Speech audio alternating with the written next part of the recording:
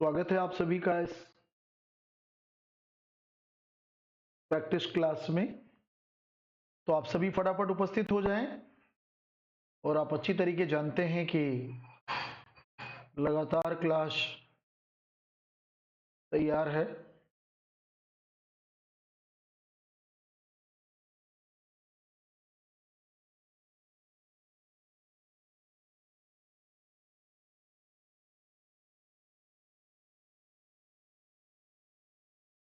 तो आ जाए बच्चों सारे के सारे, राजू सिंह, वीर बहादुर, ऑल ऑफ यू जितने भी लोग हैं प्रैक्टिस क्लास के लिए तैयार रहें। जैसा कि आप जानते हैं कि हमने एक आप सभी के लिए कुछ मॉडल पेपर प्रस्तुत किया है।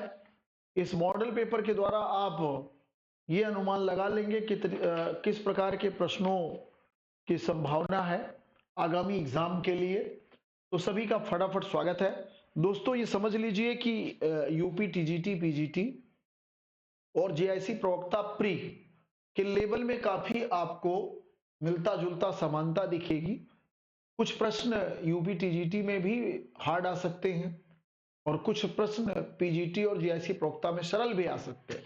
तो दोनों के लिए बहुत परेशान होना नहीं है, दोनों की तैयारी आप साथ साथ कर सकते हैं, इसमें कंफ्यूजन नहीं है। हाँ, जो कुछ टॉपिक जैसे आजादी के बाद वाले टॉपिक जो 1950 के बाद का भारत है उसको हम आपको एक्स्ट्रा क्लास के द्वारा कंप्लीट कराएंगे, अभ्यास कराएंगे। तो आप सभी का बहुत बहुत स्वागत है इस रेगुलर क्लास में।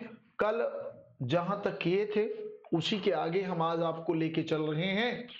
तो कैसा लग रहा है? ठीक है, इस प्रकार का प्रयास बेहतर होना चाहिए। इसके बाद फिर हम बीच में टॉपिक पढ़ाएंगे, है ना, बीच बीच में उसमें टॉपिक भी पढ़ा देंगे जो उसमें टफेस्ट लगेगा, है ना बेटे। तो चलिए सभी फटाफट आ जाए।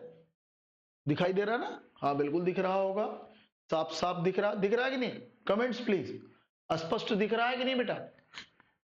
सारा क्लियर दिख रहा? तो देखिए जो कल का प्रश्न था, कल का प्रश्न आप सभी कहां पहुंचे थे? आदि ग्रंथ में इनमें से किस संत की बातें संकलित है? तो आप सभी ने क्या देखा? आप सभी ने यह देखा कि इसमें संत कबीर, बाबा फरीद, रविदास और सभी के, वैसे भी जब आप देखेंगे तो आदि ग्रंथ के बारे में कहा जाता है कि तत्कालीन समय के जितने प्रसिद्ध संत थे सभी इसमें इनके विचार संकलित थे। किसके समय में संकलित हुआ था? पांचवें गुरु अर्जुन देव, अर्जुन देव के समय में इसका संकलन पूर्ण हुआ था। ठीक है, कहते हैं शुरुआत तो पहले ही हो गई थी लेकिन इसका संकलन उस समय पूर्ण हुआ था जाकर। ठीक है बेटा, चले अब नेक्स्ट प्रश्न की बात कर लो, है ना। अगला प्रश्न जो है, अगला जरा देखिएगा प्रश्न, ये है नेक्स्ट। ठीक है,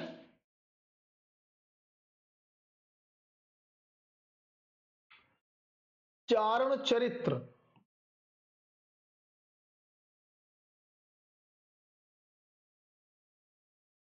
चारण चरित्र, चारण चरित्र लिखने के लिए निम्नलिखित में से किस सामग्री का उपयोग किया? कपड़ा, पेपर, ताड़पत्र या उपयोग सभी का? चारण चरित्र, चारण चरित्र समझते हैं आप सभी? चारण चरित्र किसे कहा जाता? चारण चरित्र मतलब जब राजा की चटुकारिता में, राजा की चटुकारिता में लिखा जाए तो उसे कहते हैं चारण चरित्र, है ना। तो इसमें किन किन चीजों का प्रयोग हुआ? आंसर दो भाई, सारे बच्चे आ जाओ, आंसर दो। और हमें लगता है कि बहुत ही कम लोग उपस्थित हैं जबकि कल ही मैसेज किया था। तो सभी चीजों पे चारण चरित्र मिलता, सभी पर। कॉन्स्टेंट कॉन्स्टेंटिनोपल किसके तट पर स्थित है? भूमध्य सागर, फारस की खाड़ी या काला सागर या इनमें एक से अधिक? तो ये कॉन्स्टेंटिनोपल क्या है? कुस्तुनतुनिया, पुराना इसका नाम क्या है? पुराना इसका नाम है कुस्तुनतुनिया। कुस्तुनतुनिया का इंग्लिश नेम है ये। तो ये प्राचीन तुर्की राज्य की राजधानी थी। तो ये किसके तट पर स्थित है? हाँ? सभी बच्चे आंसर बताएं, किसके तट पर स्थित है ये काला सागर के तट पर। माने प्राचीन जो तुर्की राज्य था, है ना, तुर्की राज्य था, ये इसकी राजधानी कुस्तुनतुनिया थी और ये इस्लामिक साम्राज्य का बड़ा केंद्र था। ठीक है, और कहते हैं कि रोमन साम्राज्य को समाप्त करने का श्रेय इसे ही दिया जाता। आइए, हजारा राम मंदिर की दीवारों पर निम्नलिखित में से किसकी कहानियां दी गई? पंचतंत्र, ऋग्वेद, रामायण या उपयुक्त में से कोई नहीं। हजारा राम मंदिर आप जानते ही हैं कि कृष्णदेव राय के समय बना था। कृष्णदेव राय के समय में इसका निर्माण हुआ था। तो इस पर किसकी कहानियों का वर्णन है? सारे बताओ भाई, सभी लोग आंसर दो। इसमें किसकी कहानियों का वर्णन? कल ही मैंने बताया था, क्लास लूंगा मैं, है ना। किसकी कहानियों का इसमें वर्णन है बच्चों? सारे बच्चे बताएंगे, हैं? याद है किसी को? राजू सिंह, वीर बहादुर, क्या कर रहे हो? इसमें आंसर नहीं दे पा रहे हो, डर रहे हो? चलो, तो रामायण राम से ही याद कर लो। हजारा राम मंदिर माने राम के चरित्र पर आधारित हजारों कहानियां, सहस्त्रों कहानियां का इसमें उल्लेख है ना। हजारा राम मंदिर ध्यान रखना। ठीक बेटे, आगे देखिएगा। अगला जो प्रश्न है, इब्न बतूता ने पान और नारियल का विस्तार से वर्णन किया। क्यों वर्णन किया इब्न बतूता? आप जानते हैं कि इब्न बतूता मोरक्को देश का निवासी था, जो पश्चिमी अफ्रीका के तट पर पड़ता है। ठीक है, और तो यहां पर उत्तरी अफ्रीका, पश्चिमोत्तर, तो यहां से आया था ये 1333 के आसपास ये आया था, मोहम्मद बिन तुगलक के समय में। इसने अपना उल्लेख किसमें किया? इसका जो बुक क्या थी, इसका जो यात्रा विवरण था, बुक क्या कहोगे इसको? यात्रा विवरण आप नाम दे सकते हैं, था रेहला। तो रेहला में इसने जो अरबी भाषा में लिखी थी, क्यों किया? पान और नारियल का बड़ा इसने विस्तार से वर्णन किया। क्यों किया? उन्हें ये दोनों बहुत पसंद थे। वे चाहते थे कि इन दोनों पेड़ों को संरक्षित किया जाए। इन दोनों पेड़ों से बनी औषधि से पेट का गंभीर दर्द ठीक हो जाता था, या इनमें से कोई नहीं? क्या आंसर देंगे आप? इब्न बतूता ने पान और नारियल का उल्लेख क्यों किया? इसलिए किया पान और नारियल का बेटा कि ये भारत के आतिथ्य में था। आतिथ्य में कोई पहुंचता था तो उसको दिया जाता था। माने भारतीय पान को बहुत पसंद करते थे। कोई आता था तो पान जरूर खिलाया जाता था। इसलिए इनमें से कोई भी सही नहीं, अर्थात डी आंसर, उपयुक्त में से कोई नहीं। उपयुक्त में से क्या है? कोई नहीं सही।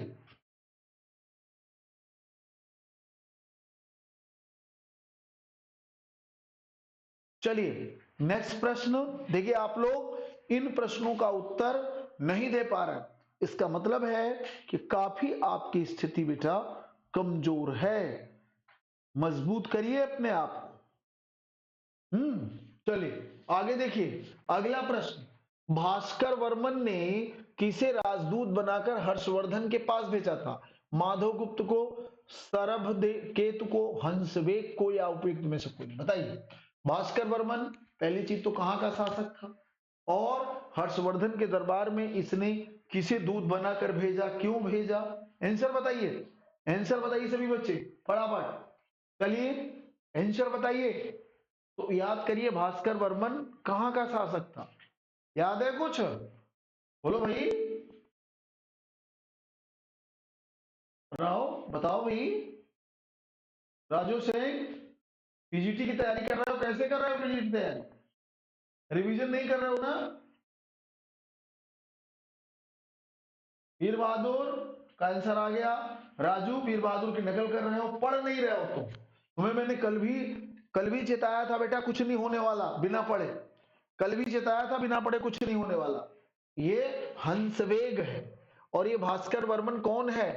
कामरूप का राजा।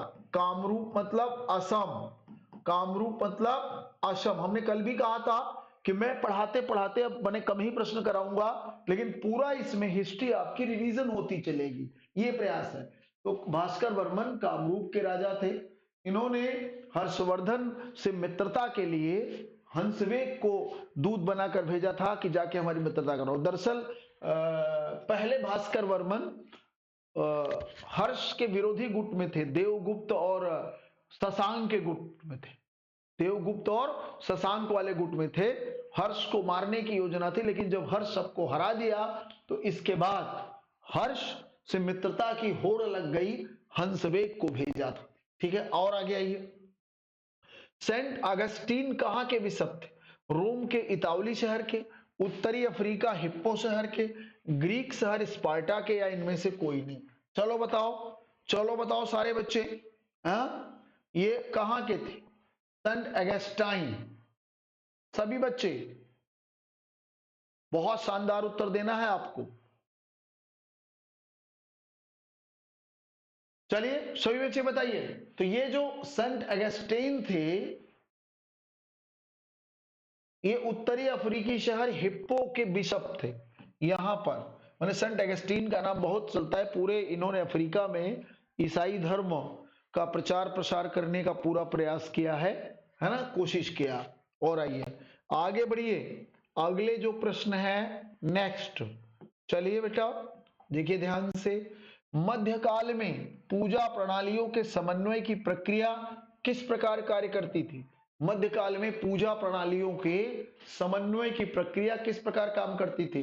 स्थानीय पंथों के एकीकरण के लाभों का एहसास हुआ, ब्राह्मणवादी विचारों का प्रसार करना और इसे महिलाओं और शूद्रों के लिए सुलभ बनाना जिन्हें आमतौर पर वैदिक शिक्षा से बाहर रखा गया था, ब्राह्मणों ने इन और अन्य सामाजिक श्रेणियों की मान्यताओं और प्रथाओं को स्वीकार किया, उन पर फिर से काम किया।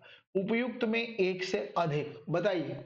जो पूजा प्रणाली में समन्वय दिखाई देता, अर्थात एक दूसरे से मिलती जुलती हैं, जो सूफी और भक्ति मूवमेंट, जो इसी बात के लिए जाना जाता है बेटा, सूफी और जो भक्ति मूवमेंट है इसीलिए जाना था समन्वय के लिए, गंगा जमुनी संस्कृति के लिए। तो सभी जितने धर्म हैं उन्हें जोड़ने का प्रयास किया गया।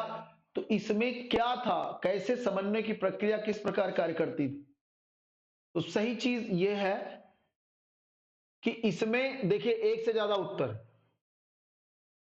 पहली चीज तो यह था स्थानीय पंथों के एकीकरण के लाभ, ठीक है। और दूसरी चीज ये, तो एक से ज्यादा उत्तर डी, डी, ये दोनों रीजन काम कर रहे थे। स्थानीय स्तर पर जो पंथ थे उन्हें जोड़ने का काम हुआ, और दूसरी चीज ये था कि ब्राह्मणवादी विचारों का प्रचार प्रसार करने का भी काम उसमें, है ना, करने का काम हुआ। तो इसमें एक से ज्यादा आंसर। आइए, चरवाहे अनाज के बदले क्या लेते थे? पनीर, खाद, धातु के उपकरण या उपयुक्त सभी? चरवाहा संस्कृति, चरवाहा संस्कृति जो ये ग्लोबल कल्चर है, आज ये जो प्रश्न है बना हुआ, ये उस जमाने का है।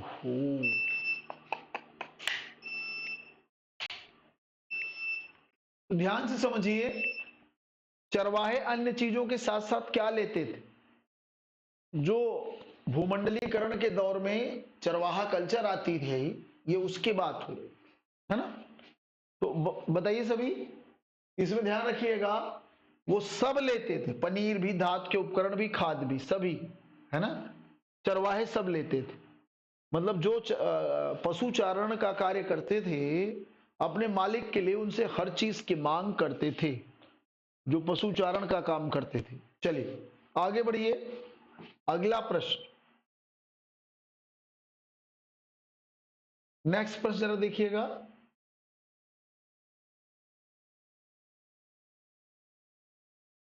अब देखिए, कराइकल किस देवता की उपासक थी? कराइकल मतलब ये भक्ति संत है, विष्णु की, शिव की, शक्ति की, या इनमें से कोई नहीं? बताइए। कराइकल का नाम सुना है ना? ये अलवार संत थे। कौन से संत थे?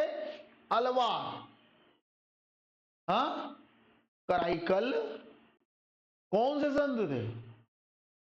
बोलो भाई।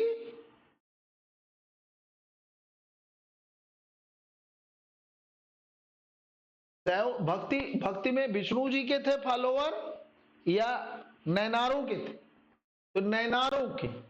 शैव माने नैनार, नैनार या आडियार, है ना? विष्णु जी के उपासक अलवार कहे जाते थे और कराइकल नैनार थे, है ना? चलिए, विष्णु के उपासक क्या कहे जाते थे? अलवार। जबकि शिव जी के उपासक तो ये कराइकल शैव थे। इनमें से कौन सा नेता 1857 के विद्रोह से जुड़ा, मैंने जो क्रांति थी उससे नहीं जुड़ा, है ना? रानी लक्ष्मीबाई, शाहमल, मौलवी अहमदुल्ला, या उपयुक्त में से कोई नहीं? चलिए बताइए बेटा। बहुत बढ़िया प्रश्न ये भी है। तो ऐसे ही प्रश्न जब करते रहेंगे तो बेहतर निर्माण आपका होगा। ध्यान से देखिए, इसमें ये भी जुड़े थे, ये भी जुड़े, ये भी, तो इसमें से कोई नहीं, ये आंसर होगा। मतलब सभी जुड़े थे, सभी सही हैं, सभी जुड़े थे, तो इसलिए इनमें से कोई ऐसा नहीं है जो नहीं जुड़ा था, अर्थात सभी जुड़े थे। निम्नलिखित में से कौन सा अशोक के महाशिलालेखों में से एक नहीं है? माने जिसमें ये महाशिलालेख नहीं है, महाशिलालेख नहीं है ना? बेहद शिलालेख या महाशिलालेख, माने जिसमें 14-14 लाइनें मिलती हैं उन्हें महाशिलालेख की संज्ञा दी जाती। इसमें कौन सा नहीं है? मास्की, कालसी, सन्नत या एक से अधिक? सारे बच्चे बताएंगे। बताइए बताइए, ये मैं उत्तर नहीं बताऊंगा, आप सभी बताइए। अशोक के महाशिलालेखों में से एक जगह नहीं मिला। सरल प्रश्न है, फटाफट बताइए। 21 का आंसर चाहिए हमें, सभी बच्चे 21 का दीजिए आंसर। अकेले राजू आंसर दे रहा, बाकी वीर बहादुर, अच्छा नहीं, वीर बहादुर दे रहा। वीर बहादुर राजू दो ही है ही है, बाकी सब भग गए। देखो इतने लापरवाह हैं। तो अब क्लास अभी चलाने का कोई मतलब नहीं है। रोज मनोरमा पूछती थी, मनोरमा ही गायब है, खुद ही गायब। चलो आगे बढ़ो। अच्छा, ये लोग बाद में देखते होंगे। तो चलिए इसमें बताइए क्या होगा। इसमें मास्की में लघु शिलालेख है, महाशिलालेख नहीं है। मास्की में क्या है? लघु शिलालेख, जिसमें अशोक के नाम का उल्लेख है, अशोक लिखा। बाकी सन्नति से भी 14, ये सबसे नया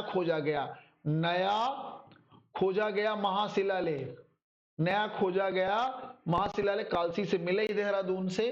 तो मास्की लघु शिलालेख है, ये बहुत पहले से हमने आपको बताया था। और आगे, निम्नलिखित में से किस मंदिर में रथ की मूर्ति पत्थर से बनाई गई? हजारा कृष्ण मंदिर, विठल मंदिर, हजारा विरूपा मंदिर, या उपयुक्त में से कोई नहीं? इसमें किसकी रथ की मूर्ति पत्थर की बनी? रथ की मूर्ति इसमें पत्थर है। किस मंदिर में जो रथ बना है वो, उनमें जितना भी है सब मूर्तियां पत्थर से बनाई गई हैं। तो सभी बच्चे बताएंगे हजारा कृष्ण मंदिर, विठल स्वामी मंदिर, या हजारा विरूपाक्ष मंदिर, किसमें इस प्रकार का साक्ष्य मिला है? पढ़े हो कभी ध्यान से? तो ध्यान से अगर देखो तो विठल स्वामी मंदिर का जो रथ मूर्तियां हैं वो सभी पत्थर से निर्मित हैं। किससे बनी है? पत्थर से बनी है। और आइए नेक्स्ट, भक्ति परंपराओं को किन व्यापक श्रेणियों में बांटा गया? भक्ति जो मूवमेंट है ये किस प्रकार की भक्ति को बांटा गया, कितने भागों में? सगुण निर्गुण, महागुण निर्गुण, सर्वगुण सगुण, या इनमें से कोई नहीं? बताइए। जो भक्ति परंपराएं हैं ये किस में बांटी गई? ये तो बहुत ही सरल प्रश्न हो गया आपके लिए, आसान है भाई। सगुण और निर्गुण भक्ति, है ना? सगुण मतलब ईश्वर का स्वरूप होना, ईश्वर का स्वरूप होना, और निर्गुण में बिना स्वरूप का, निराकार, बिना स्वरूप अर्थात निराकार, निराकार स्वरूप की उपासना करना। किसका? निराकार स्वरूप की उपासना करना। चलिए नेक्स्ट आइए, अगला जरा प्रश्न आप देखिएगा। अगला जो प्रश्न है बेटे ये है नेक्स्ट, है ना बेटा। नेक्स्ट जरा प्रश्न देखिएगा आप, ठीक है। निम्नलिखित में से कौन सा कथन गलत है? निम्नलिखित में से कौन सा कथन गलत है? मध्यकाल में भारत में सभी गुलाम समान थे। मध्यकाल में भारत में जितने भी दास थे उन पर राजशाही का अधिकार था। मध्यकाल में भारत में केवल पुरुषों को ही गुलाम बनाया जाता था। उपयुक्त सभी बताइए, बताइए इसमें कौन सा कथन रॉन्ग है, कौन सा कथन इसमें गलत है?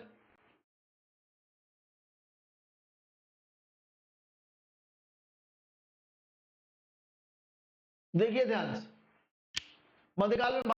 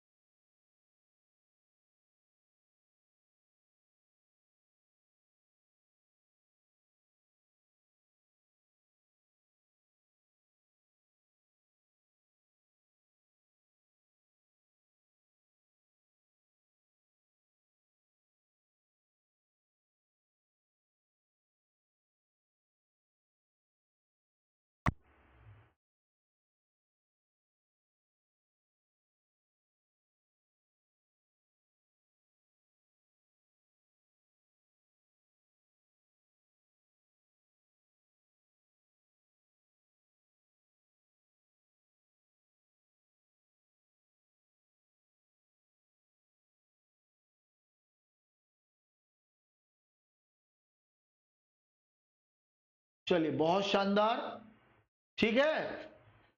चलिए तो ये बेटा इस तरह से इसमें आपका सभी आंसर हो गया। तो आज हमने आप सभी को 30 क्वेश्चन के 2-3 और करा दें, इस पेज को कंप्लीट कर दें। आइए, भारत में दासों का उपयोग निम्नलिखित में से किस उद्देश्य के लिए किया? दरबारों में संगीत और नृत्य प्रस्तुत करने के लिए, पालकी ढोने के लिए, रईसों पर नजर रखने के लिए, या उपयुक्त सभी के लिए? तो दासों का प्रयोग किस लिए? दासों का प्रयोग इसमें किस लिए किया जाता था भारत में? हा? दासों का उपयोग सामान्यतः किस लिए किया जाता था? भैया दास हर काम के लिए थे। दरबारों में नृत्य संगीत प्रस्तुत करें, पालकी ढोएं, रईसों पर नजर रखें, सब गुप्तचरी भी कराते। मैंने डी, किस कारक ने खरोष्ठी को पढ़ने में सहायता की? इंडो फारसी सिक्कों पर फारसी और खरोष्ठी दोनों भाषाओं में राजाओं के नाम अंकित थे। कनिंगम शिलालेख पढ़ने में माहिर थे। ब्राह्मी का प्रयोग गुप्त शासकों ने भी किया। जेम्स प्रिंसेप ने खरोष्ठी लिपि में लिखे अक्षरों की सर्वप्रथम व्याख्या की। आइए, माने किस कारक ने खरोष्ठी को पढ़ने में सहायता? खरोष्ठी लिपि को पढ़ने में सर्वप्रथम किसने सहयोग किया? किसके कारण खरोष्ठी लिपि पढ़ी जा सकी? तो खरोष्ठी लिपि जो पढ़ी गई, उसका सबसे महत्वपूर्ण जो खास बात है, जेम्स प्रिंसेप ने पढ़ा। लक्ष्मी छलांग योजना क्या है?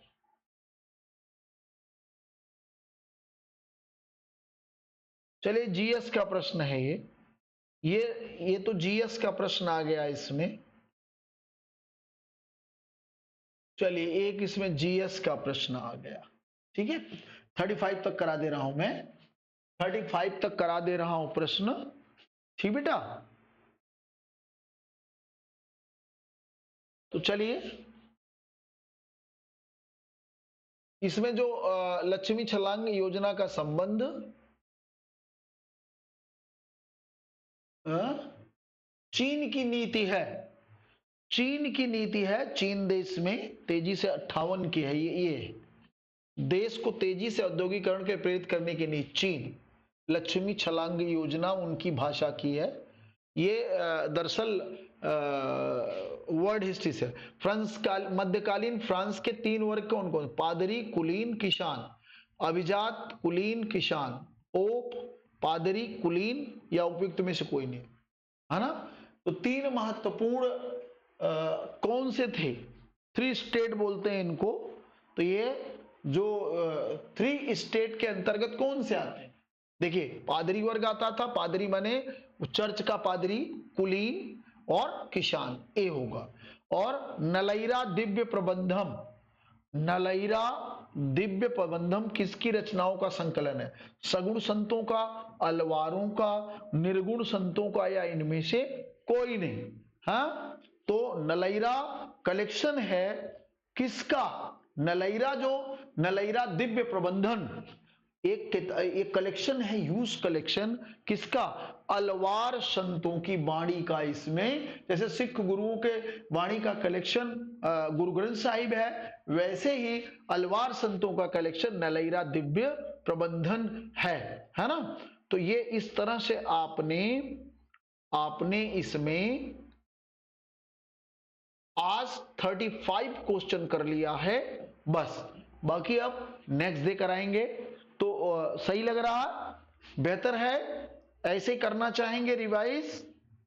ऐसे आप सभी करना चाहेंगे या नहीं?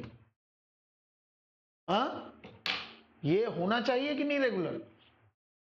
रेगुलर ऐसे अभ्यास होना चाहिए कि नहीं? क्योंकि आगामी परीक्षा कैसे देंगे आप? आगामी परीक्षा के लिए इस प्रकार से रिवीजन बहुत जरूरी है।